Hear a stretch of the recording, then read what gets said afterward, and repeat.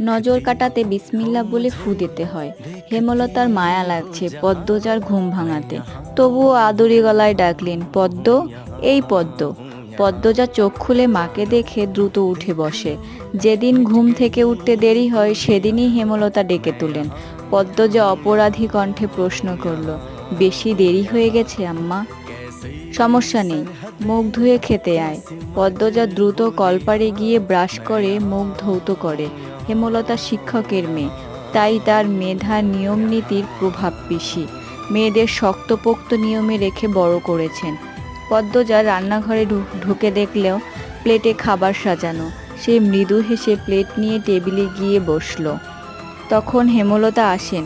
পদ্ম দ্রুত ওড়না দিয়ে মাথা ঢাকে। হেমলতার দেওয়া আরেকটা নিয়ম, খাওয়ার সময় মাথা ঢেকে খেতে হবে।